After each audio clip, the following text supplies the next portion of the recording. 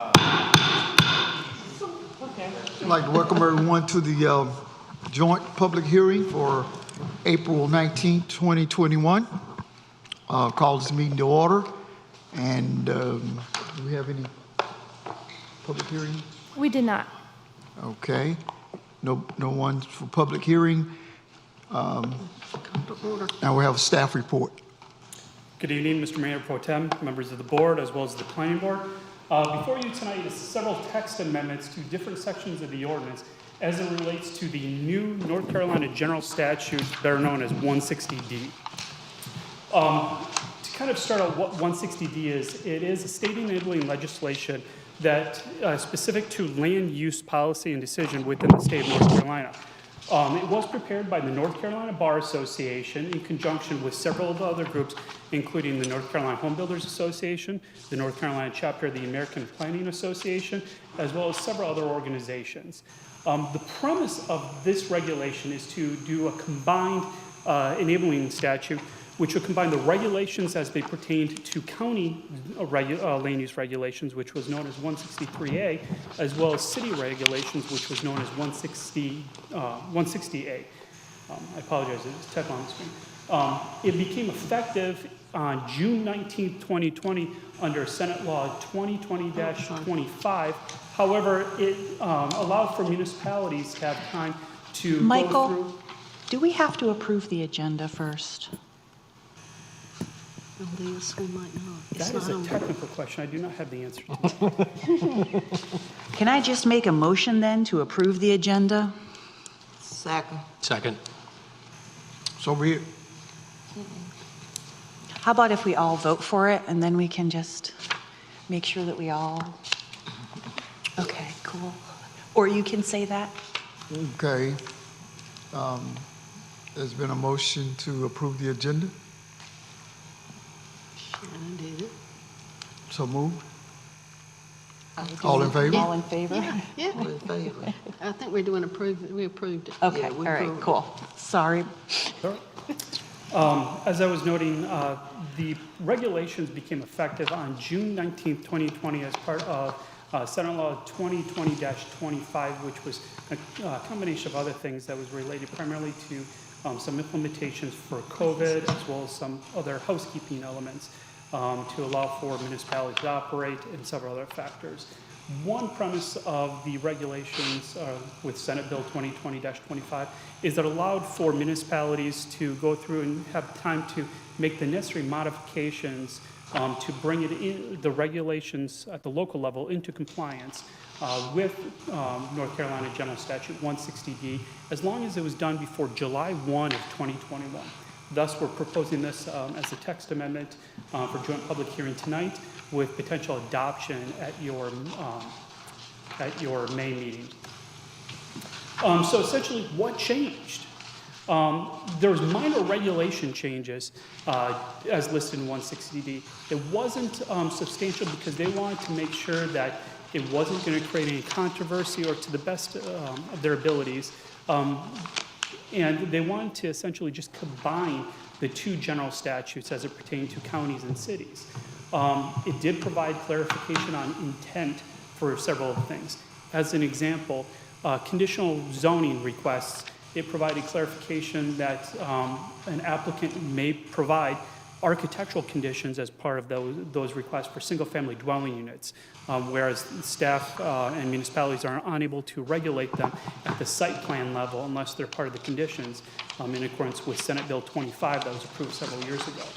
It requires consistency statements for approvals. As you've probably seen over the past couple meetings, the word consistency statements included with a lot of the motions that come before you, as well as the motions that the planning board will make. It lists consistency statements. Essentially, it's saying that's consistent not only with the standards as found in the UDO, but it's also consistent with applicable plans such as the comprehensive plan, the transportation plan, and our 2030 or Vision 2030 strategic plan. It went into greater detail about approved conditions, not only for conditional rezonings, but also special use permits, noting that they have to be agreed upon by the applicant. The municipality cannot implement conditions through a forced motion. More so is that the applicant needs to assign a condition statement after the approval, which is signed by, in our situation, by both staff as well as the applicant. Provide a clarification with the quasi-judicial process on who has standing, who can speak, and what the regulations really pertain to as opposed to qualified individuals and expert testimony. There were several internal staff procedures that also changed. One of the biggest elements is it interjected several elements to strengthen the connections between our Unified Development Ordinance, our transportation plan, as well as our comprehensive land use plan, the last two of which we'll be discussing on Wednesday at the work session. In preparing this, we looked at what resources are available. First and foremost, we started with the text. We looked and read of what 160D actually said, and it is a fairly substantial document, as you may recall from the work session. It was included in that documentation. We purchased the book from UNC School of Government on 160D. Not only did this book provide the text, but also provided the background rationale and checklists that we need to follow. There was additional guides that were provided by the School of Government. I attended multiple presentations as well as members of the planning staff, and we used our collective understanding and learning of what these regulations said. Finally, there's a very active listserv within North Carolina as it relates to planning and land development, and there was a lot of discussion over the past year on exactly what does this say, what's the interpretation, and more so is how should it be applied. So with that, we went through, looked at our entire scope of regulations, and for the most part, it was pretty minimal of what we needed to do.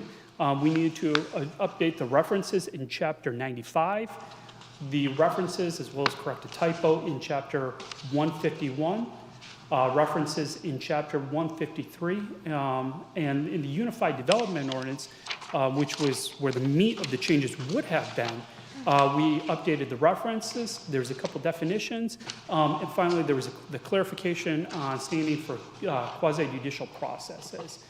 Overall, our Unified Development Ordinance fared much better than a lot of the others within the state of North Carolina, primarily because, one, it is new, it was just went into effect in January of 2020, and the consultant that wrote it is also the chair for the North Carolina chapter of the American Planning Association's Legislative Committee.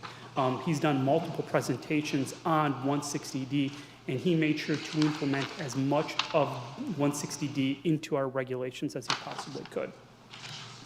So therefore, staff recommends the proposed text amendments as provided to you tonight, and I am available if you have any questions. And if not, staff would be seeking for this matter to be referred to the planning board for discussion and possible motion tonight. Any questions? Any by either board? Comments? And I do not believe anybody's in the public to speak on this matter. Thank you.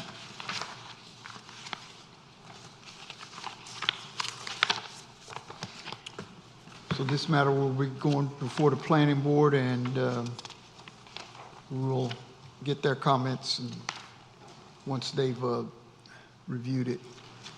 No more comments, questions?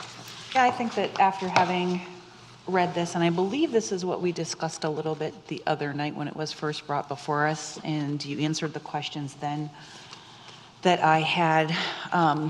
Does a planning board want me to repeat any of the questions that I had, or are you fine? Okay, cool. Well, then I move to refer this to the planning board for their consideration.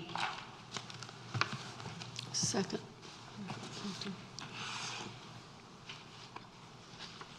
Is that a motion? In a second. All in favor? So moved.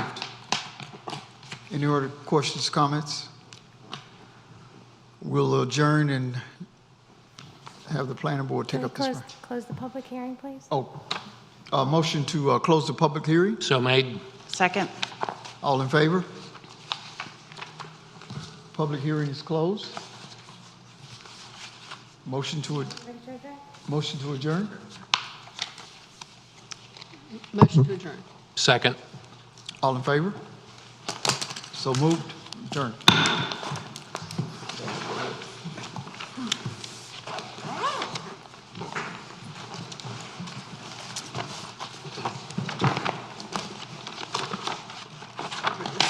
It's probably smell like chicken. My husband cooked chicken.